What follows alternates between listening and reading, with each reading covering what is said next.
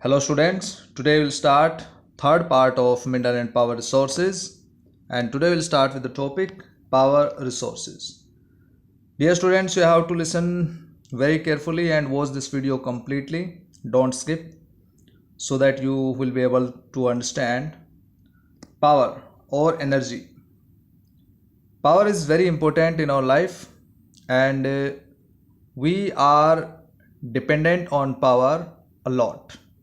You can take example, this is the summer season, and you can see at your home fan, cooler, ACs, refrigerators, etc. All these kinds of gadgets and machines run with the help of power. Without power we cannot use these kinds of things. Clear?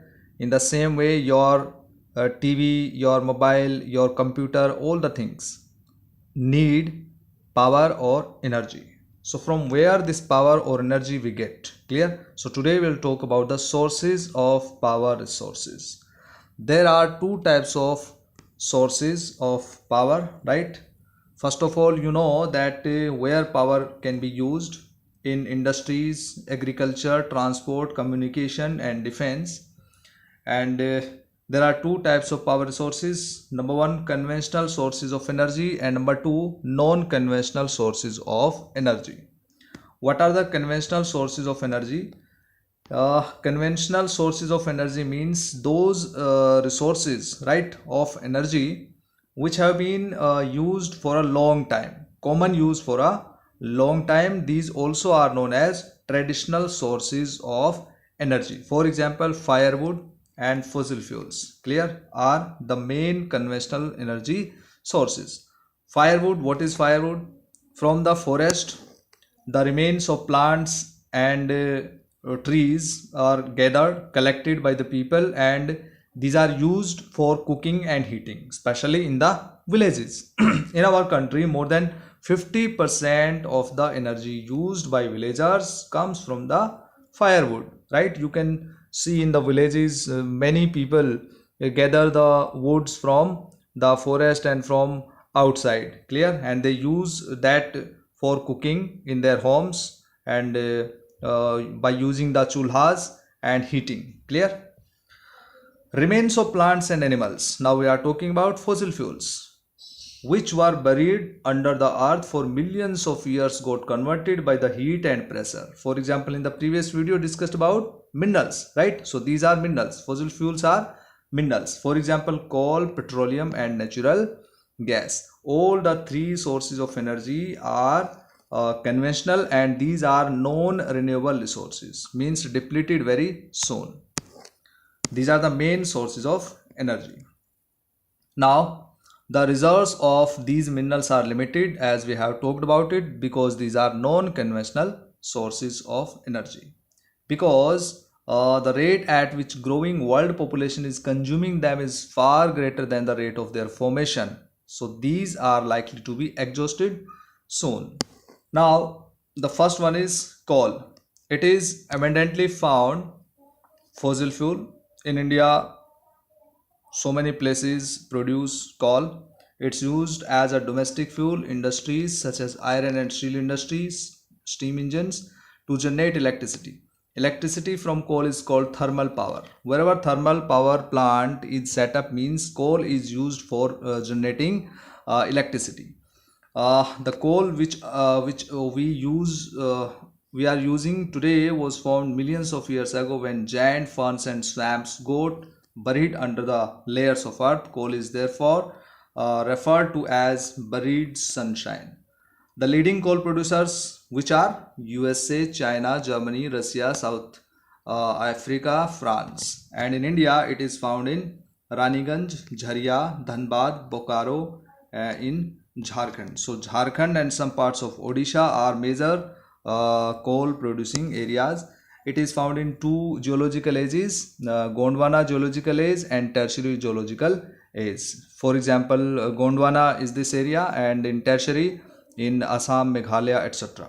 Clear? So this was about coal. Now petroleum. Petroleum means the raw form of petrol, diesel, kerosene, etc. So from petroleum we get diesel, petrol, kerosene, wax, plastics and lubricants. Clear? So petroleum and its derivatives are called black gold. You have to remember, dear students, which mineral is known as, or which resource of power known as black gold. It is petroleum. They are very valuable, and the chief petroleum producing countries are Iran, Iraq, Saudi Arabia, Qatar, means Arabic countries, and other are USA, Russia, Venezuela, Algeria. The leading producers in India are Digboi in Assam, Bombay High in Mumbai, and deltas of Krishna and Godavari rivers, and except this, Ankleshwar in Gujarat. This is also a major oil producing area in Gujarat. So this was about petroleum. Natural gas is found with petroleum deposits and is released when crude oil is brought to the surface. It can be used as a domestic industrial fuel. Russia, Norway, UK and Netherlands are the major producers of natural gas. If we talk about in India, so it is found in Jaisalmer, Krishna Godavari Delta, Tripura and some areas offshore in Mumbai, right, have natural gas resources. Very few countries in the world have sufficient natural gas reserves of their own. We import natural gas.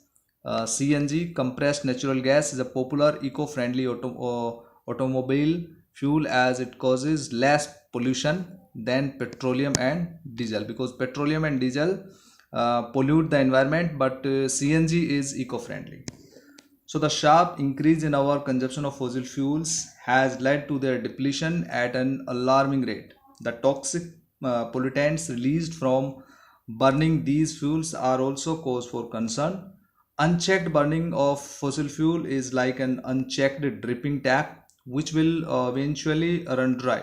This has led to the tapping of various non-conventional sources of energy that are cleaner alternatives of fossil fuel, because non-conventional sources of energy are eco-friendly. For example, wind energy, solar energy, they do not pollute the environment. So we can say and we can understand like this. And after that, this is hydel power. Hydel power means with the help of water we generate electricity. This is hydel power. And in India, out of total electricity, approximately 22% electricity is generated with the help of hydro power or hydel power. So that is known as hydroelectricity. So rainwater or river water stored in dams, and these dams means at height, and then the water fall right from this reservoir or dams through pipes inside the dam over turbine blades placed at the bottom of the dam. Then the moving blades turn the generator to produce electricity. This is called hydroelectricity, used for irrigation and to run various machines and your domestic use. The leading producers, which are Paraguay, Norway, Brazil, China. Some important hydel power stations in India: Bhakra Nangal project, Gandhi Sagar, Nagarjun Sagar Dam and Damodar Valley projects. These are major hydel power electricity generator, right? And something we have left here, we'll discuss word origin of petroleum. You have to remember, the word petroleum is derived from Latin word petra, means rock. Petra means rock and oleum means oil. So petroleum means rock oil. Clear? So the word meaning of petroleum is rock oil. And after that, these are the conventional sources of energy. Dear students, look very carefully. Oil and natural gas have the advantages and disadvantages, right? Oil, easier to transport. In the tankers we can transport oil, and basis of petrochemical industry. It is the base of petrochemical industries. And natural gas has the advantages: easier to transport through the pipelines and cleaner than oil and coal, cheaper than oil, right?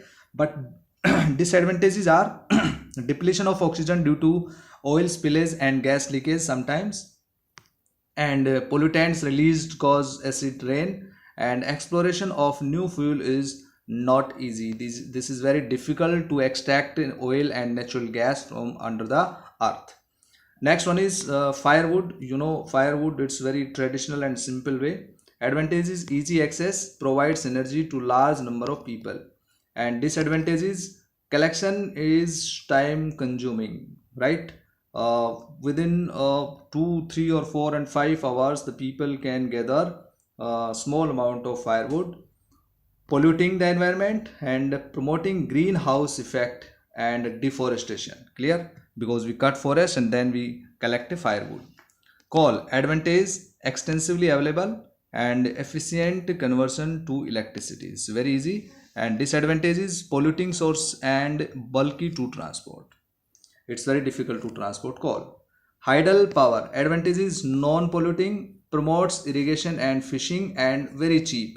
But disadvantage is displacement of local community, because wherever we start a project, tidal project, the local community can be displaced from other place to other place and inundates low lying regions, and after that expensive to set up, very costly projects are there if we start tidal project. So dear students, in this way these were the conventional sources of energy. In the next video we will study about non-conventional sources of energy. You have to revise this topic, watch this video again, and if you have any problem you can write in the comment box. Thank you. Have a nice day.